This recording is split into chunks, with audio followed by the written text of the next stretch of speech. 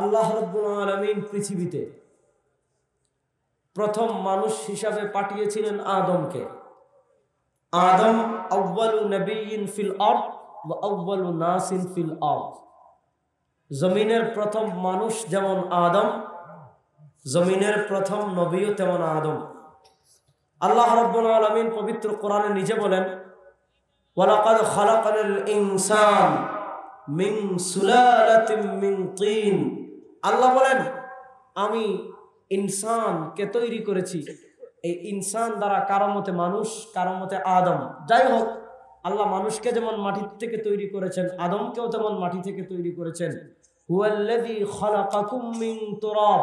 আল্লাহ কোরআনের জায়গায় জায়গায় বলেছেন, প্রায় 8-এর অধিক জায়গায় আল্লাহ বলেছেন আল্লাহর পরিচয় জানো, সৃষ্টিকর্তার পরিচয় জানো। আল্লাহর পরিচয় কি? আল্লাহ বলেন, আল্লাহ তো তিনি আল্লাযী খালাকাকুম মিন তুরাব।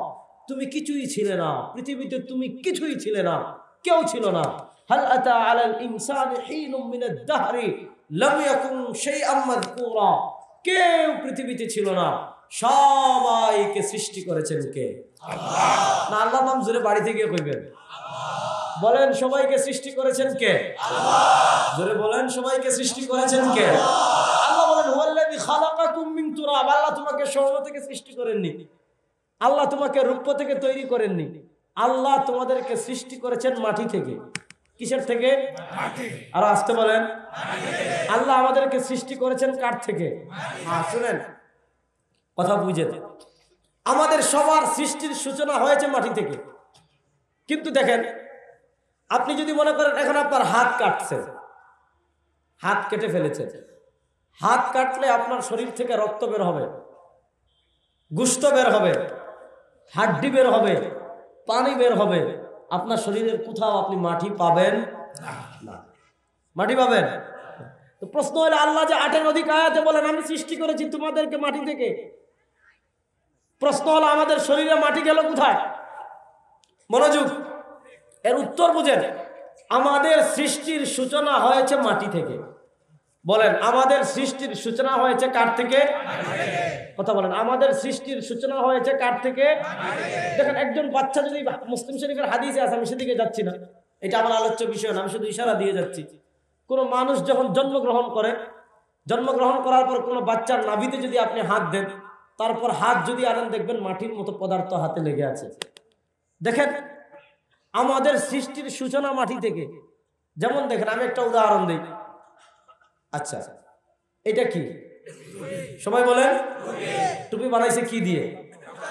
কাপড় দিয়ে। কাপড় বানাইছে কি দিয়ে? সুতা দিয়ে। সুতা বানাইছে কি দিয়ে? তুলা দিয়ে। বুঝেন? দেখেন, এই টুপি হয়েছে কাপড় থেকে, কিন্তু এই কাপড়ের সূচনা হয়েছে তুলার থেকে। আচ্ছা বলেন, এই টুপি আসছে কাপড় থেকে, কাপড় আসছে সুতার থেকে, সুতা আসছে তুলা থেকে, তাহলে এই টুপির মূল তুলা, ঠিক না? এই টুপির মূল কি? তুলা। এবার বলেন, আপনি যদি এই টুপিটা একদম ছিঁড়ে টুকরা টুকরা করে ফেলেন, তুলা পাবেন? বুঝেন? তুলা পাবেন? গ্লাস গ্লাস নাই নি কিছু মেলামাইনের? আচ্ছা যাক, এই যে প্লাস্টিকের বোতল, এটা কি? বলেন, কিসের বোতল? প্লাস্টিক বানাইছে কি দিয়ে? পানি দিয়ে। প্লাস্টিক বানাইছে রাবার দিয়ে। বলেন, এটা খোলা তো ভিজে যাবো। প্লাস্টিক বানাইছে কি দিয়ে? ধরেন রাবার দিয়ে, অথবা ধরেন পানি দিয়ে। ধরে নিলাম পানি দিয়ে বানাইছে প্লাস্টিক। এবার বলেন, আপনি পুরো প্লাস্টিক যদি কেটে ফেলেন, রাবার পাবেন? পানি পাবেন? বুঝেন? এই মনে করেন, তুলাকে প্রথমে মেশিনে দিয়েছে, এই তুলাটা মেশিন দিয়ে প্রসেস করতে করতে করতে করতে তুলাটা একসময় সুতা হয়ে গেছে। আবার সুতাকে প্রসেস করেছে, ওই সুতাটাকে প্রসেস করতে করতে ওইটা কাপড় হয়ে গিয়েছে। ওই কাপড়টা আবার টেইলার্সের কাছে গিয়ে মেশিন দিয়ে আবার প্রসেস করেছে, ওই কাপড় থেকে হয়েছে টুপি। টুপির সূচনা যেমন তুলার থেকে, মানুষের সূচনা তেমন মাটির থেকে। আল্লাহ বলেন, লাকাদ খালাকনাল ইনসান, লাকাদ খালাকনাল ইনসান। আমি আপনাদেরকে কোরআন থেকে পড়ে শোনাই। আল্লাহ রাব্বুল আলামিন কোরআনের সূরা মুমিনুন, আল্লাহ রাব্বুল আলামিন বলেন, ওয়ালাকাদ খালাকনাল ইনসান মিন সুলালাতিন মিন তিন। আমি মানুষকে সৃষ্টি করেছি মাটির থেকে। প্রশ্ন হলো মাটি গেল কোথায়? না, মাটি তুমি খুঁজে পাইবা না, কারণ তুলা যেমন প্রসেস করতে করতে টুপি হয়ে গিয়েছে, মাটিটা তেমন প্রসেস করতে করতে মানুষ হয়ে গিয়েছে। ঠিক এটা ঠিক করার কথা। এটা মনোযোগ দিয়ে আওয়াজ শুনেন। আল্লাহ প্রসেস করেন কেমনে শুনেন। ওয়ালাকাদ খালাকনাল ইনসান মিন সুলালাতিন মিন তিন। আল্লাহ বলেন আমি ইনসান তৈরি করেছি মাটির থেকে। মাটি কেমনে? সুম্মা জাআলনাহু নুতফা, আমি মাটিটাকে প্রসেস করে বানিয়েছি নুতফা। সুম্মা জাআলনাহু নুতফাতা সুম্মা খালাকনান নুতফাতা আলাকা, নুতফাকে আমি বীর্যকে আবার 40 দিন প্রসেস করেছি, প্রসেস করে বানিয়েছি রক্তপিণ্ড। ফাখালাকনাল আলাকাতা মুযগা, এরপরে আবার রক্তপিণ্ডকে 40 দিন প্রসেস করেছি, রক্তপিণ্ড হয়ে গিয়েছে গোশতের টুকরা। আবার গোশতের টুকরাকে আমি 40 দিন প্রসেস করেছি। ফাখালাকনাল মুযগাতা ইদামা, আবার গোশতের টুকরাকে প্রসেস করে আমি বানিয়েছি হাড্ডি। এরপর আমি হাড্ডি আর গোশতকে একত্রিত করে তোমাকে সৃষ্টি করেছি। আল্লাহ বলেন ফাতাবারাকাল্লাহু আহসানুল খালিকিন, এত সুন্দর করে তোমাকে সৃষ্টি করেছেন কে? আল্লাহ। আরো আসতে বলেন আল্লাহ। এত সুন্দর করে তোমাকে সৃষ্টি করেছেন কে? আল্লাহ। দেখেন আমাদের সৃষ্টির সূচনা মাটির থেকে। বলেন আমাদের সৃষ্টির সূচনা, কিন্তু ওই মাটিকে প্রসেস করতে করতে করতে করতে আল্লাহ মাটির থেকে গোশত এবং হাড্ডিকে তৈরি করেছেন। মনোযোগ দিয়ে বুঝেন। রাসূলুল্লাহ সাল্লাল্লাহু আলাইহি ওয়াসাল্লামের সৃষ্টি তত্ত্ব যদি ভিন্ন হতো, আল্লাহ কোরআনে যত জায়গায় মানুষের সৃষ্টি তত্ত্ব নিয়ে আলোচনা করেছেন, সব জায়গায় আল্লাহ এক সৃষ্টি তত্ত্ব নিয়ে আলোচনা করেছেন। হুয়াল্লাযী খালাকাকুম মিন তুরাব, আল্লাহ তোমাদের সবাইকে সৃষ্টি করেছেন মাটির থেকে। ওয়ালাকাদ খালাকনাল ইনসান মিন সুলালাতিন মিন তিন। আপনি শেখ ফুয়াদ আব্দুল বাকি আল মুজামুল মুফাহরিস লি আলফাজিল কোরআন এই কিতাব টান দিবেন, শুধু 3 শব্দে কতগুলো আয়াত আছে সবগুলো আয়াত টান দিবেন। তুরাব শব্দ দিয়ে কতগুলো আয়াত টান আছে সবগুলো আয়াত টান দিবেন। দেখবেন আল্লাহ যেখানেই মানুষের সৃষ্টি তত্ত্ব নিয়ে আলোচনা করেছেন, সব জায়গায় আল্লাহ ব্যাপকভাবে বলেছেন খালাকাকুম, তোমাদেরকে সৃষ্টি করেছেন।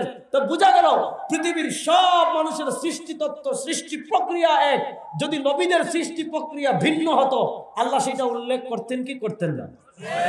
আর আসতে বলেন আল্লাহ সেটা উল্লেখ করতেন কি করতেন না? শুনেন, এবার আপনি দেখেন শানের রিসালাতের প্রসঙ্গ যখন আসবে, কথা বুঝেন খুব মনোযোগ দিয়ে। ওয়াজ তো সারা জীবন বহু শুনছেন, আরো শুনবেন। যে কথাগুলো বলবো খুব মনোযোগ দিয়ে শুনবেন।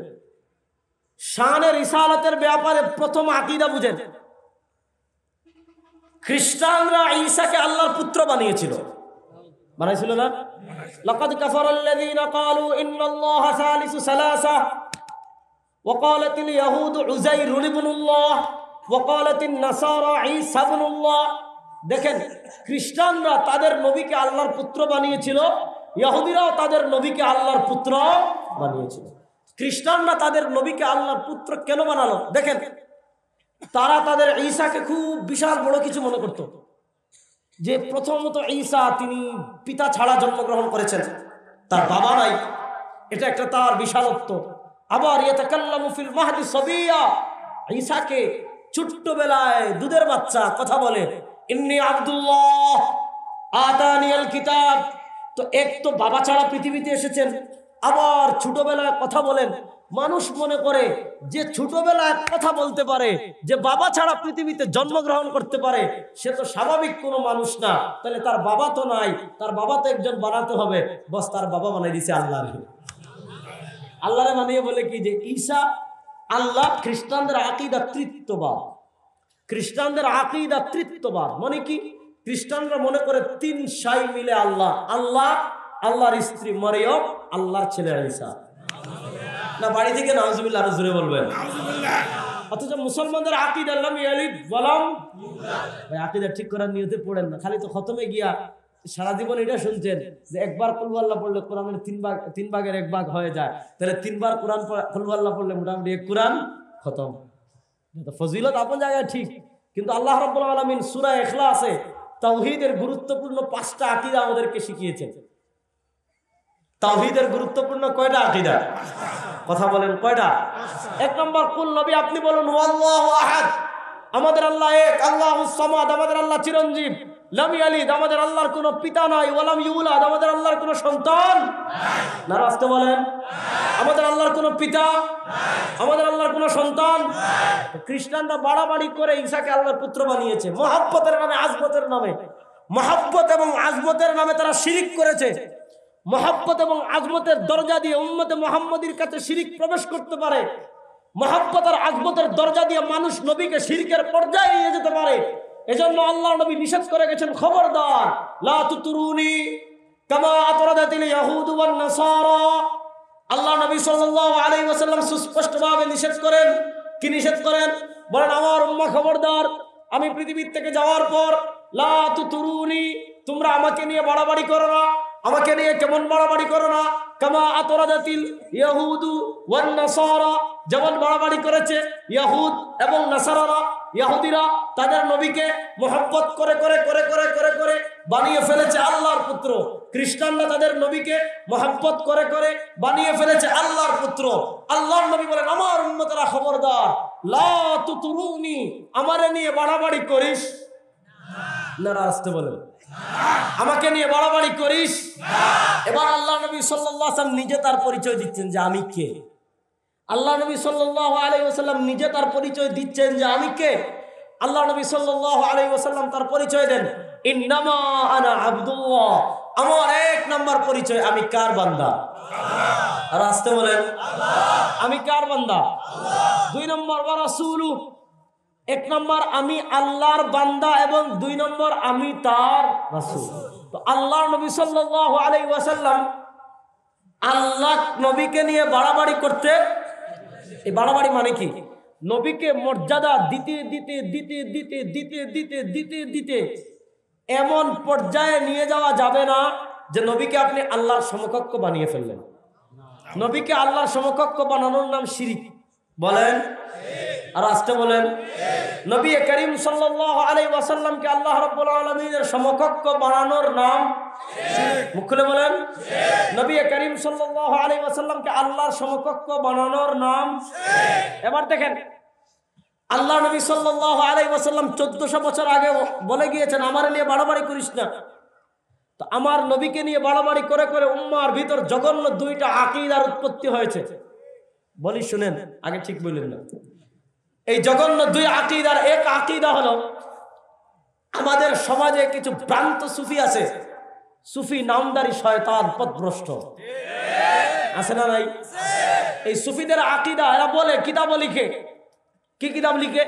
যে আল্লাহ রাব্বুল আলামিন তার জাতি নূর থেকে নবীকে তৈরি করেছেন। না বাড়ি থেকে, নাউজুবিল্লাহ, জোরে বাড়িতে বলবেন, জোরে বলেন। আল্লাহ রাব্বুল আলামিন তার জাতি নূর থেকে নবীকে কি করেছেন?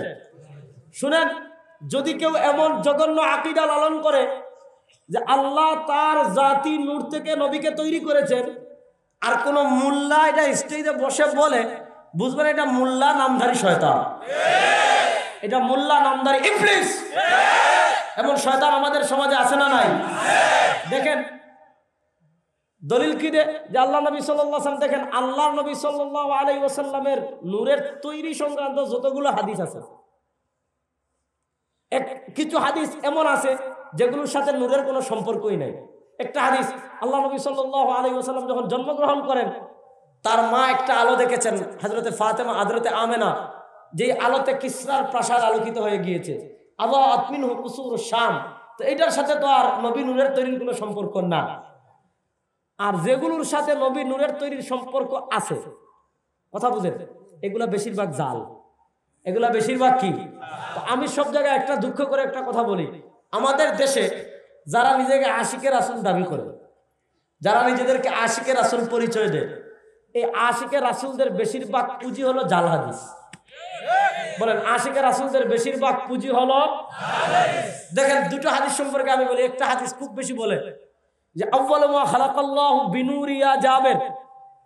হযরত জাবের রাদিয়াল্লাহু তাআলা আনহু আল্লাহ নবী সাল্লাল্লাহু আলাইহি ওয়াসাল্লামকে জিজ্ঞাসা করেছেন, ওগো আল্লাহর নবী, আল্লাহ রাব্বুল আলামিন পৃথিবীতে সবার আগে কি সৃষ্টি করেছেন? জাবের রাদিয়াল্লাহু তাআলা বলেন, আউয়ালু মা খালাকাল্লাহু নূরু, আউয়ালু মা খালাকাল্লাহু নূরা নবিয়িকা মিন নূরিহি ইয়া জাবের। ও জাবের, আল্লাহ রাব্বুল আলামিন সর্বপ্রথম তার নূর থেকে তোমার নবীর নূর তৈরি করেছেন। না সুবহানাল্লাহ, দেখছেন? নাউজুবিল্লাহ, জুড়ে বলেন। আমি আগে বলছি ওয়াজ মনোযোগ দিয়ে শুনেন, যেহেতু মাদ্রাসার ওলামা একরাম বেশি, সাধারণ জনতা ওয়াজ তো শুনছেন, আকীদার ওয়াজও বোঝা লাগবে, লাগার দরকার আছে না নাই? কারণ আমলের আগে আকীদা ঠিক করতে হবে, কারণ আকীদা ঠিক না থাকলে আমলের কোনো দাম, বুঝেন, আকীদা ঠিক না থাকলে আমলের কোনো দাম। শুনেন এই হাদিসে কত জঘন্য কথা দেখেন, যে আল্লাহ তার নূর থেকে নবীকে তৈরি করেছেন, মানে কি আল্লাহর অংশ নবীতে চলে আসছে, নাউযুবিল্লাহি মিন যালিক। অথচ শুনেন আল্লাহর ব্যাপারে আহলুস সুন্নাহ ওয়াল জামাতের আকীদা কি? আল্লাহর ব্যাপারে আহলুস সুন্নাহ ওয়াল জামাতের আকীদা হলো, ইমাম তাহাবী রাহিমাহুল্লাহ লিখেছেন, তাআলা আনিল হুদুদ ওয়াল গায়াত ওয়াল আরকান ওয়াল আ'যা ওয়াল আদাওয়াত। আল্লাহ রাব্বুল আলামিন সব ধরনের সীমা, আল্লাহ রাব্বুল আলামিন সব ধরনের পরিসীমা, আল্লাহ নবী ইসলামের সব ধরনের দিক বেদিক, উপর নিচ, ডান বাম, সামন পিছন, হাত চোখ নাক, এই যেগুলো মাখলুক সংক্রান্ত যা আছে আল্লাহ সব কিছুর ঊর্ধ্বে। বলেন আল্লাহ সব কিছুর ঊর্ধ্বে। দেখেন আল্লাহর ব্যাপারে আমাদের আকীদা কি? আল্লাহর ব্যাপারে আমাদের আকীদা আল্লাহ মাওজুদ বিলা মাকান। আল্লাহ মাওজুদ বিলা মাকান, এটার ব্যাখ্যা কি? এই মাকান আসমান জমিন চন্দ্র সূর্য আকাশ বাতাস আরশ কুরসি লৌহ কলম এগুলো একসময় ছিল? বড় আস্তে কইলেন। আসমান এক সময় ছিল? বলেন আসমান সৃষ্টি করেছেন কে? আল্লাহ। জোরে বলেন আল্লাহ। জমিন এক সময় ছিল? জমিন সৃষ্টি করেছেন কে? আল্লাহ। পাহাড় সৃষ্টি করেছেন কে? আল্লাহ। ফেরেশতা সৃষ্টি করেছেন কে? আল্লাহ। মানুষ সৃষ্টি করেছেন কে? আল্লাহ। আরশ কুরসি লৌহ কলম জান্নাত জাহান্নাম সব সৃষ্টি করেছেন কে? আল্লাহ। এগুলো সব মাখলুক, এগুলো সব ছিল না তখন আমার আল্লাহ ছিলেন কি ছিলেন না? যখন জায়গা মাকান বলতে কিছুই ছিল না, যখন দিক বলতে কিছু ছিল না, উপর নিচ সামন পিছন জায়গা বলতে কিছু ছিল না, তখন আমার আল্লাহ ছিলেন কি ছিলেন না? যেমন এখন আপনি বলেন যে আপনি বগুড়া না ঢাকা, বলেন বগুড়া, পরে কোথায় যাবেন? ঢাকায় যাবেন। এটা আছে এজন্য জিজ্ঞেস করতেছেন। যখন কিছুই ছিল না, আসমানও নয়, জমিনও নয়, চন্দ্র নয়, সূর্য নয়, পাহাড় নয়, আরশ নয়, মানুষ নয়, ফেরেশতা নয়, কিচ্ছু নয়, ছিলেন কে? আল্লাহ। আর আসতে বলেন আল্লাহ। তখন ছিলেন কে? আল্লাহ। এবার আল্লাহর ব্যাপারে আকীদা বুঝেন। আমি লম্বা আকীদার দলিলও দিব না, হাদিসও দিব না, কিচ্ছু না, শুধু থিমটা দিয়ে যাচ্ছি। সব কিছু যখন ছিল না তখন আমার আল্লাহ যেমন ছিলেন, যখন কোনো মাকান ছিল না তখনও আমার আল্লাহ ছিলেন, সব মাকান যখন ছিল না তখন আমার আল্লাহ যেমন ছিলেন এখনো আমার আল্লাহ তেমন আছেন, আবাদুল আবাদ আমার আল্লাহ তেমন থাকবেন। আমার আল্লাহর অবস্থান পরিবর্তন হয়? হাত তুলে বলেন আমার আল্লাহর অবস্থান পরিবর্তন হয়? আমার আল্লাহ কোনো জায়গার মুখাপেক্ষী? যখন কোনো জায়গা ছিল না তখন আমার আল্লাহ, যেটা বলেন যখন কোনো জায়গা ছিল না তখন আমার আল্লাহ, তখন তিনি যেমন ছিলেন এখনো তেমন আছেন, আবাদুল আবাদ তেমন থাকবেন। তিনি তার অস্তিত্বের জন্য কোনো জায়গার মুখাপেক্ষী না। এজন্য আহলুস সুন্নাহ ওয়াল জামাতের আকীদা আল্লাহ মাওজুদ বিলা মাকান, আল্লাহ তার অস্তিত্বের জন্য কোনো জায়গার মুখাপেক্ষী না। এই ওয়াজটা করলে ভালো লাগতো আমারও, কিন্তু এটা আকীদার কঠিন ওয়াজ তো, উল্টা বদহজম হয়ে যেতে পারে। শুধু এতটুকু বুঝাইলাম যে যখন কিছুই ছিল না তখনও আমার আল্লাহ ছিলেন, তখন তিনি যেমন ছিলেন এখনো তেমন আছেন, আবাদুল আবাদ আল্লাহ তেমন থাকবেন। এই সহজ কথাটা বুঝাইতে পারছি? এই এতটুকু আমাদের আকীদা। এর চেয়ে বেশি ব্যাখ্যা বিশ্লেষণ করার আমার দরকার, এর চেয়ে বেশি ব্যাখ্যা বিশ্লেষণে ঢুকারও আমার প্রয়োজন। এর ছাড়া যত ব্যাখ্যা আছে ওমা ইয়ালামু তা'ওয়িলাহু ইল্লাল্লাহ, মুতাশাবিহ আয়াতের ব্যাখ্যা বিশ্লেষণ আমার করার দরকার নাই। বুঝেন এই যে এই হাদিসে যে ভয়ঙ্কর কথাটা আসছে, কি ভয়ঙ্কর কথা? যে আউয়ালু মা খালাকাল্লাহু নূরা নাবিয়িকা মিন নূরিহি, যে আল্লাহ তার নূর থেকে নবীকে তৈরি করেছেন। এই নূর বলার দ্বারা প্রথম আল্লাহর একটা অবয়ব হয়ে যায়, আর ওই নূর থেকে আল্লাহ নবীকে দিয়েছেন, মানে কি আল্লাহর নূরের একটা অংশ নবীর ভিতর চলে আসছে। আর আসতে নাউজুবিল্লাহ বলেন। প্রথম কথা এই হাদিসটি জাল, বলেন এই হাদিসটি, আর আসতে বলেন এই হাদিসটি। আচ্ছা বলেন আমার নবী করিম সাল্লাল্লাহু আলাইহি ওয়াসাল্লামের সম্মান বোঝানোর জন্য জাল হাদিসের প্রয়োজন আছে? আর আসতে বলেন। এখন আপনাকে কি বলবে এই ভণ্ড মোল্লারা? কি বলে জানেন? ভণ্ড মোল্লারা বলবে যে এই আবরার সাহেবদের কোনো কাম নাই, নবীর সম্মান শুনলে খালি হুকুম লাগান জল জল জল জল জল বলে, কি বলে না? কালো চশমা পরবে দেখবেন, কালো চশমা পরে বলবো ওরে বাবা রে বাবা, এক একজনের ইলিম আটকাইতে পারে না, বুঝেন না? কালো চশমা পরে কি বলবে যে ওয়াহাবি এই নানা টেক দিয়া বলবে যে নবীর নাম সম্মান শুনলে খালি জাল জাল জাল। নবীর সম্মান শুনলে আমরা জাল কেন ধরি জানো? কারণ আমার মুহাম্মদুর রাসূলুল্লাহ সাল্লাল্লাহু আলাইহি ওয়াসাল্লামকে আল্লাহ এত মর্যাদা দিয়েছেন, আল্লাহ এত সম্মান দিয়েছেন। আমার শান নবীর সম্মান বোঝানোর জন্য জাল হাদিসের প্রয়োজন নাই। যারা নবীর সম্মান বোঝানোর জন্য জাল হাদিসের দ্বারস্থ হয়, বুঝবেন তাদের নবীর আশিকরা আমি ভণ্ড এবং বেজার। আল্লাহ নবীর সম্মান বোঝানোর জন্য জাল হাদিসের দরকার আছে। প্রথম কথা বুঝেন, এই আউয়ালু মা খালাকাল্লাহু নূরা নবিকা মিন নূরিহি ইয়া জাবের, এই হাদিসটা যেই কিতাবে আছে কিতাবটাই জাল। বুঝেন, এই হাদিসটা যে কিতাবে আছে কিতাবটাই, কিতাব যদি জাল, এই হাদিস সহি কি না এটা পরে কথা বুঝেন। এই হাদিস সহি কি না, এই হাদিস বিশুদ্ধ কি না, এই আলোচনা পরে। আগে এটা বুঝেন, এই হাদিস যেই কিতাবে আছে কিতাবটাই আগাগোড়া বেজাল, জাল। বলেন এই কিতাবটাই, এখন বলেন যেই কিতাব জাল, যেই কিতাব 2 নম্বরই কিতাব, ওই কিতাবের হাদিস সহি। দেখেন এই কিতাবের নাম আল জুজুল মাফকুদ, হিমিয়ারি ছাপিয়েছেন। লম্বা শাস্ত্রীয় আলোচনা করব না, যদি শুধু উলামায়ে কেরাম হতেন তাহলে করতাম। শুধু এতটুকু বুঝাই, আল জুজুল মাফকুদ যেটা হিমিয়ারি ছাপিয়েছেন। বর্তমান পৃথিবীর নুসখা বিশেষজ্ঞ যারা আছেন, বর্তমান পৃথিবীতে মাখতুতা মানে পাণ্ডুলিপি পর্যালোচনা যারা করতে পারেন, তাদের সবার ঐক্যমতে আরবিতে একটা কিতাবই ছাপিয়েছে হাকিকাতুল জুজুল মাফকুদ এই নামে। সেখানে বর্তমান পৃথিবীর সব নুসখা বিশেষজ্ঞ উলামায়ে কেরামের মতে এই কিতাবটাই জাল। শুধুমাত্র এই কিতাবের শুরুতে একটা ভূমিকা দিয়েছিলেন ডক্টর সাইদ মাহমুদ মামদুহ হাফিজাহুল্লাহ। তিনি এখনো জীবিত আছেন।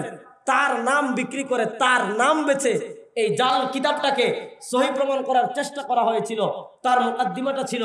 পরবর্তীতে তিনি যখন বিস্তারিত জেনেছেন যে এই কিতাবটাই জাল, তিনি রুজু করেছেন এবং বলেছেন এই কিতাবটা আপাদমস্তক জাল, আমার মতে এই কিতাব গ্রহণযোগ্য না।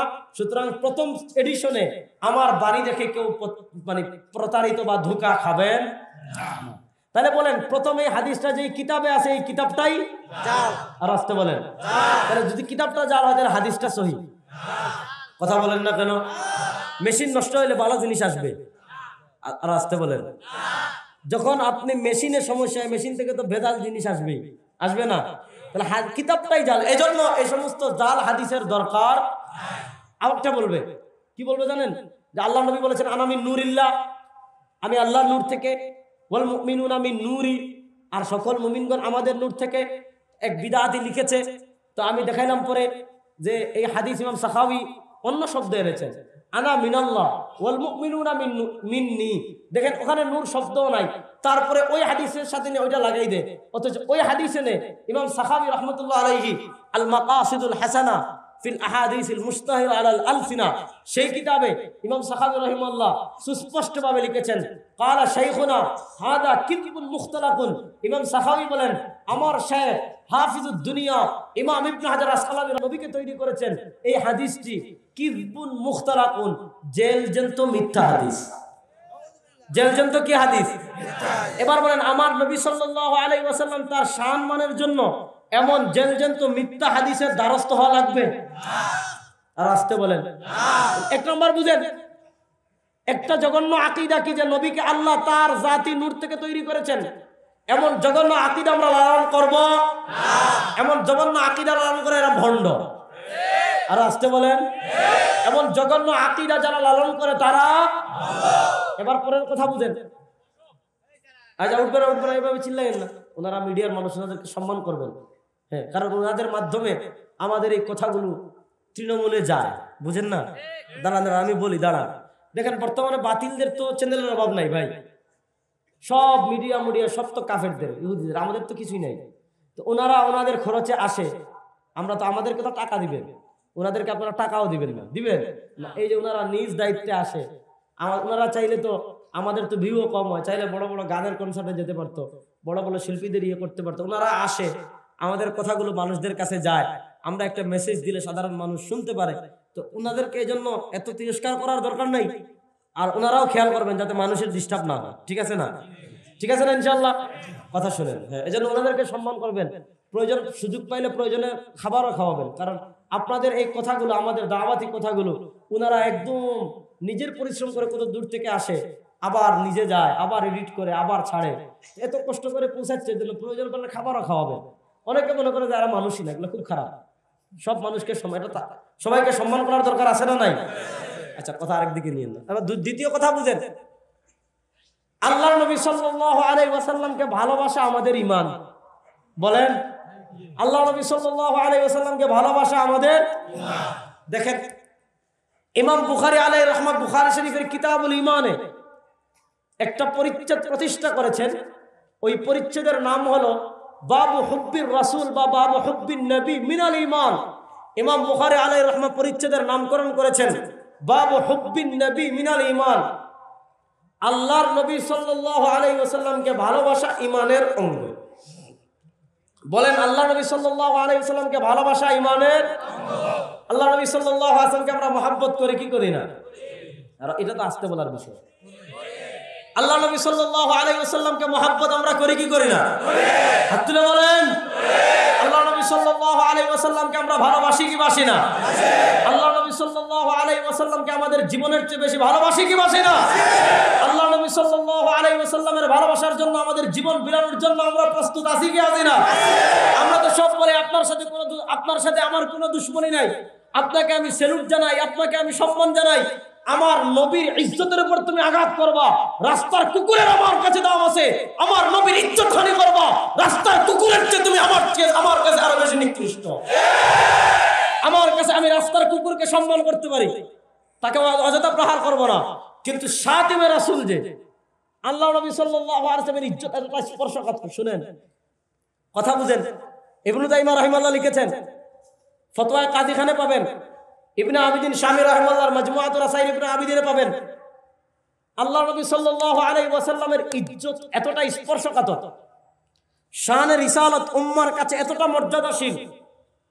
কোন ব্যক্তি যদি এই কথা বলে কানা রাসূলুল্লাহ সাল্লাল্লাহু আলাইহি ওয়াসাল্লাম তাওয়ীল আয-যাফর ইউরিদু ইস্তিখফাফা, এক ব্যক্তি বলছে যে আল্লাহ নবী সাল্লাল্লাহু আলাইহি ওয়াসাল্লামের নখ লম্বা, কথার কথা বলছে যে আল্লাহ নবী সাল্লাল্লাহু আলাইহি ওয়াসাল্লামের নখ লম্বা। কিন্তু এই কথা কেন বলেছে সে? ইউরিদু ইস্তিখফাফা, এই কথা বলে সে আল্লাহ নবী ইসলামের সম্মান খাটো করতে চেয়েছে, আল্লাহ নবী ইসলামকে নিয়ে হাসি মস্কারি করেছে। এই কথা বলতে দেরি ফাকাত কাফারা, শানের রিসালাতের মর্যাদা ক্ষুণ্ণ হয়। আল্লাহ নবী ইসলামের একটা চুল মুবারকের দাম উম্মার কাছে এত বেশি, আল্লাহ নবী সাল্লাল্লাহু আলাইহি ওয়াসাল্লামের একটা নখ মুবারকের দাম উম্মার কাছে এত বেশি, আল্লাহ নবী সাল্লাল্লাহু আলাইহি ওয়াসাল্লামের একটা দাঁত মুবারকের দাম উম্মার কাছে এত বেশি। কেউ আমার নবীর একটা চুল মুবারক নিয়ে কটাক্ষ করলে সাথে সাথে সে মুরতাদ এবং বেঈমান। তার ব্যাপারে উম্মাহ কোনো আপোষ করতে পারে না। রাস্তে বলেন না, তার রাস্তে বলার কথা। তার ব্যাপারে উম্মাহ কোনো আপোষ করতে পারে না। রাস্তে বলেন, তার ব্যাপারে উম্মাহ কোনো আপোষ করতে পারে না। দেখেন, ইসলাম কেউ যদি ইসলাম গ্রহণ করার পর আবার মুরতাদ হয়, তো সবচেয়ে জঘন্য পর্যায়ের মুরতাদ কারা? সবচেয়ে জঘন্য পর্যায়ের মুরতাদ হলো তারা যারা আল্লাহ নবী সাল্লাল্লাহু আলাইহি ওয়াসাল্লামের সম্মান কটাক্ষ করে মুরতাদ হয়। এজন্য দেখেন, মক্কা বিজয়ের দিন আল্লাহ নবী সাল্লাল্লাহু আলাইহি ওয়াসাল্লাম যাদেরকে ক্ষমা করেননি, মাফ করেননি, তার ভিতর এমন কিছু লোক ছিল যারা আল্লাহ নবী সাল্লাল্লাহু আলাইহি ওয়াসাল্লামের সামনে কটাক্ষ করত, কবিতা বলতো। হাদিসে আসছে ওয়াকানা ইবনু খাতাল মুতাআল্লিকুম বিআসতারিল কাবা, ইবনু খাতাল ছিল, সে আল্লাহ নবীর রিসালাতে শানে রিসালাতে আঘাত করত। মক্কা বিজয়ের দিন আল্লাহ নবী সাল্লাল্লাহু আলাইহি ওয়াসাল্লাম তাকে ক্ষমা করেননি, সে একদম মুলতাজামে গিলাফ ধরে লটকে ছিল। সাহাবায়ে কেরাম সেখানে গিয়েও তাকে হত্যা করেছেন। এইজন্য একদল ফুকাহায়ে কেরামের মত হলো, কেউ যদি শানের রিসালাতকে কটাক্ষ করে মুরতাদ হয়ে যায়, সে এমন জঘন্য মুরতাদ যে তাকে আর তওবা করারই সুযোগ দেওয়া হবে না।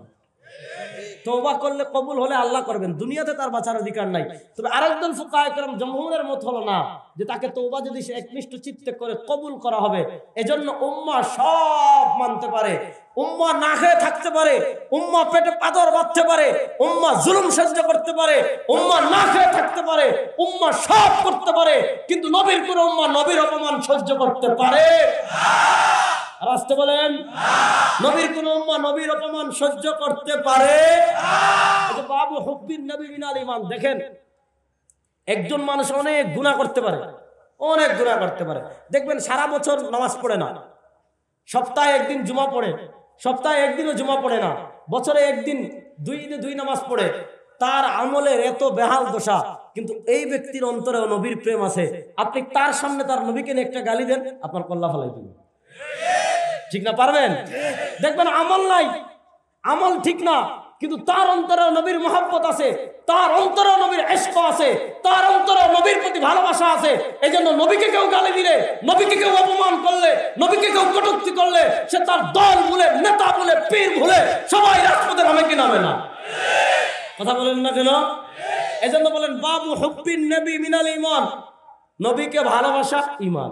বলেন নবীকে ভালোবাসা ঈমান। আর আস্তে কর, নবীকে ভালোবাসা ঈমান। এবার মূল বিষয় আসেন, যে জিনিসটা আমি বুঝাতে চাচ্ছি। প্রশ্ন হলো নবীকে কেমনে ভালোবাসবো?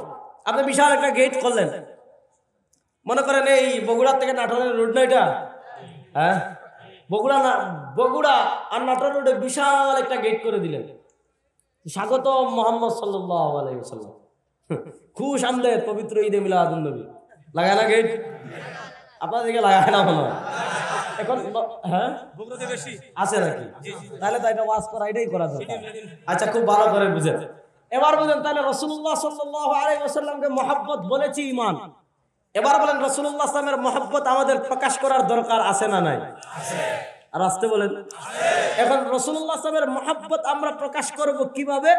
রাসূলুল্লাহ সাল্লাল্লাহু আলাইহি ওয়াসাল্লামের মহব্বত প্রকাশ করব ইত্তিবায়ে রাসূল, রাসূলুল্লাহ সাল্লাল্লাহু আলাইহি ওয়াসাল্লামের আনুগত্যের মাধ্যমে। কিসের মাধ্যমে? আনুগত্যের মাধ্যমে। আর আসতে বলেন কিসের মাধ্যমে? রাসূলুল্লাহ সাল্লাল্লাহু আলাইহি ওয়াসাল্লামের মহব্বত প্রমাণ করব ইত্তিবায়ে রাসূল তথা রাসূলুল্লাহ সাল্লাল্লাহু আলাইহি ওয়াসাল্লামের আনুগত্যের মাধ্যমে।